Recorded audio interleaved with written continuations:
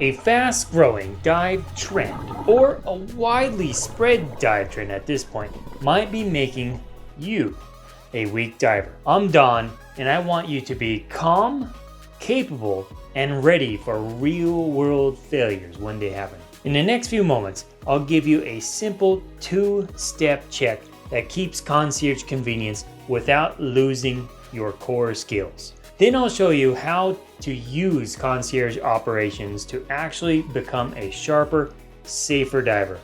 Let's get straight into it. First, what is concierge diving? The idea of concierge diving is where the scuba industry tries to treat you as a 5-star establishment and basically pampers you throughout that experience.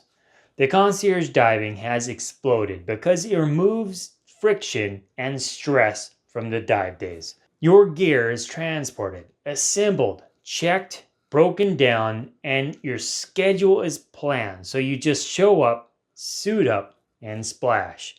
If that sounds dreamy for some, and I get it, it's a luxury feeling experience, and we all feel like being pampered sometimes. When my wife and I started diving, we appreciated this kind of service as well.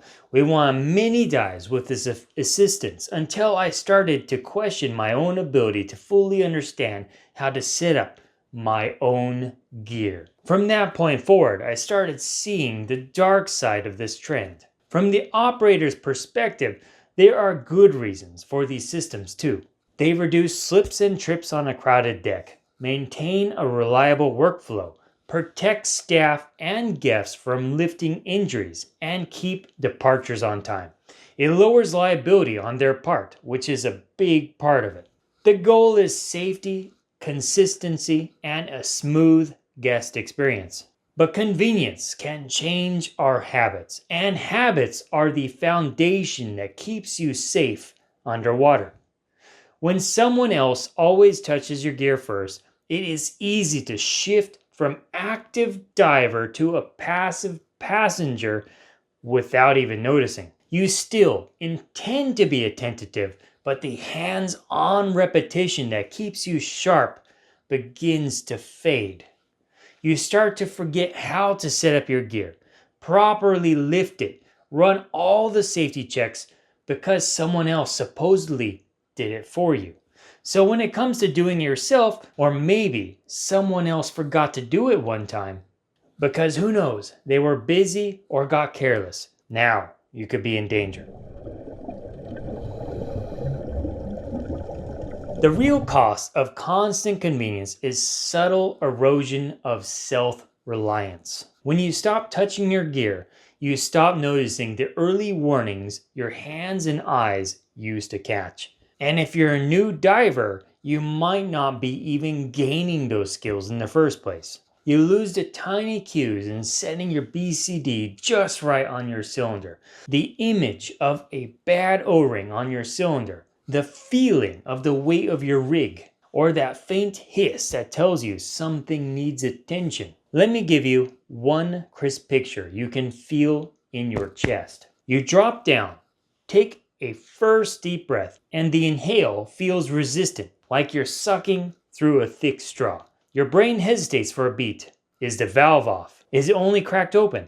Is my regulator failing? A calm diver will pause, signal to their buddy that something is wrong, checks the valve, watches the SPG for a stable needle while giving 2 verification breaths on the regulator, and would fix the issue in seconds. A passive diver who has not handled this situation or has grown weak in their skills may not know how to handle this at all. And that's when underwater they're breathing from that regulator, they might start leaning towards panic. Because what is panic but the feeling of the unknown starting to set in and basically spike your inner emotional fear?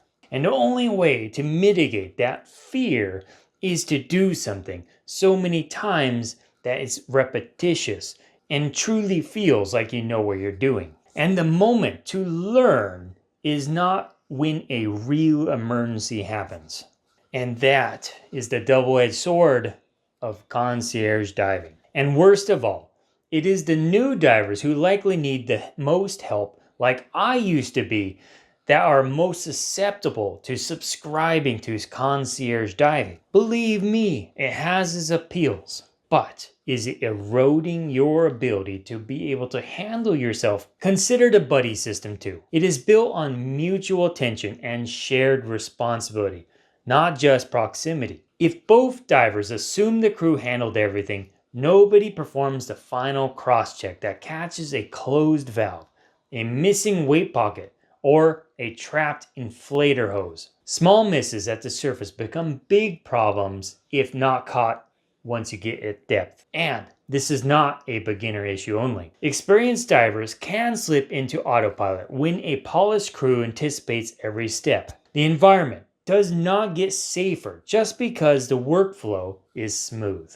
Currents still move, gear can still fail, and you may need to act before anyone can reach you. Ask yourself a simple gut check right now. If your buddy needed gas this second, does your hand know exactly where to go without looking on your own rig? If you had to donate, switch, stabilize buoyancy, would it be and feel automatic? If the answer is a hesitant maybe, great.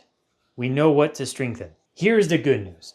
You can keep the convenience and keep your edge. And in some cases, concierge service is a requirement that you can't get out of. Some operations won't let you say no.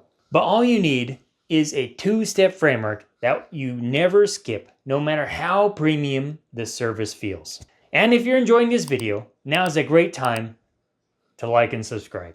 I post weekly content for divers to grow their skills, build confidence, and explore the ocean with curiosity and care. And by the way, I have a monthly free newsletter to keep you up to date on the latest and greatest of the scuba diving industry. Check it out in the description below. Using concierge diving responsibly. Here is that framework that lets you enjoy concierge service without outsourcing your competence. Step 1 is to assemble and verify your own kit, or at a minimum, perform a full hands-on verification after the staff assembly. I personally prefer to assemble everything myself and run the safety checks, ideally in water. But if that's not possible, on the boat ride to the dive site. But if you are new and you're still getting a good beat for how to do these things, what you can do is ask. It's perfectly okay to ask. The staff have a lot of experience setting up a bunch of gear, and they'd be happy to usually walk you through it and help. And what's even better, you can learn a lot on how they set up and what they look for. And this could turn out to be a learning experience for you to be able to set up your own gear and test it. Everyone has been there, and there is no pride in pretending you know everything. This is where instead of concierging, you're engaging a more experienced diver to learn from, but still doing the thing yourself to practice. Step 2 is never skip that buddy check. Practicing improving your efficiency of doing a buddy check, even if it's a passive glance through your buddy's gear to spot issues, improves your system and ability to spot safety issues early. If you're on a boat that strongly prefers staff assembly, use respectful phrases that keep you in the loop and keep the deck flow smooth. Say this with a smile and eye contact. I prefer to assemble my own kit. Could you give it a quick once-over after I finish? If staff assembly is policy, can I do a hands-on verification before we splash so I know everything is where I like it to be? And then, thanks for double checking that connection. I appreciate the extra eyes. Those sentences show respect for the crew, protect their quality standards, and preserve your competence, even opening doors for learning opportunities to help you improve as a diver. Now back to step 2.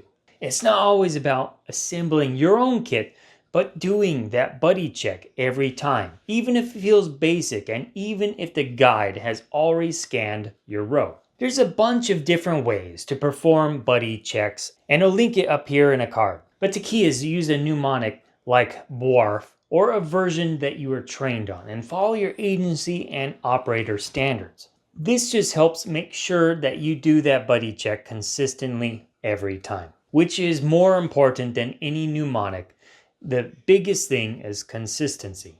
And in that buddy check with a final okay that basically has a quick head to toe look for hoses, straps, or anything that's basically loose that could be a entanglement or snag hazard. Ensure all the hoses are routed correctly and that the cylinder is on.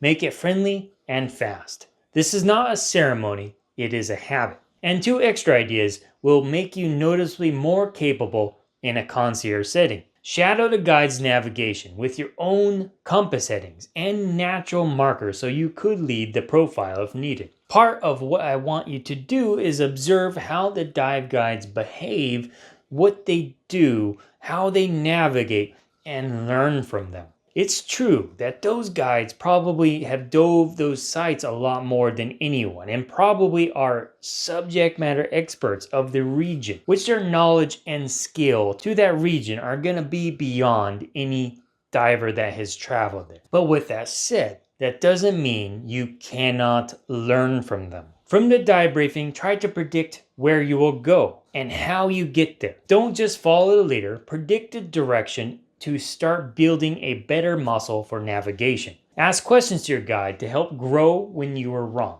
On calm, benign dives, agree with your buddy to run one safety drill near the end of the dive, like signaling for an air share and follow through to share air and even end the dive doing so, or doing a clean mask clear, deploying a DSMB, holding strong buoyancy with trim, or tightening your buddy's cam band without losing your depth. Always keep it brief, controlled, and communicated to your buddy, and ideally always your dive team as well. And it's important to let your group know that you're going to be practicing, ideally before the dive. With proper communication, everyone can be on board and understand you're invested to being a better diver.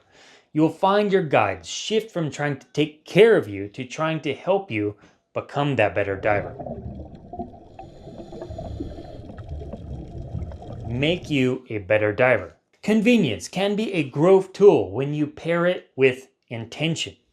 Use the freed up bandwidth to deliberately improve one high value skill per trip or per week. Pick a single focus so you measure progress instead of scattering your attention. If you're working on your trim, ask your guide for a quick look at your posture at 10 meters or 33 feet and suggest for a weight placement or tank, and ask if they have any suggestions for cylinder placement or moving weight around to help your trim.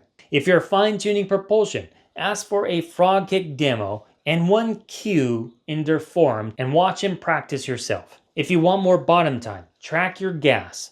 10 bar or 100 psi increments and note that what you were doing at each checkpoint so you can see patterns you can fix. Professional divers are a deep well of practical knowledge because they dive the same sites in all conditions again and again. Watch how they brief a drift dive, how they time the drop, how they space a group, and how they use natural references to keep everyone oriented. Watch where they hover during a safety stop and how they communicate with minimal motion. There's always something to be learned, no matter how experienced a diver you are. Ask concise questions and listen for one cue you can apply today. If you're sharp in all your scuba diving skills, try your hand at learning better fish identification from your guides, or where to look for certain rare species of fish in specific environments.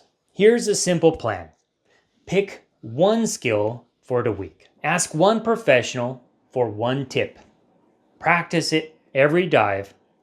Confirm how it felt at the safety stop or on deck with the guide. And repeat that skill on your next trip and choose a new focus. And here's a challenge that will quietly raise your game. At the safety stop, hover motionless for 60 seconds without touching your inflator and without sculling with your hands. Try to hit that perfect hover. Set that mental timer and see if you can balance on your breath alone. If you find yourself rising or sinking, you just learned where to work next. And if hovering is easy for you, start practicing skills and make sure you nail that perfect hover and depth control while doing skills.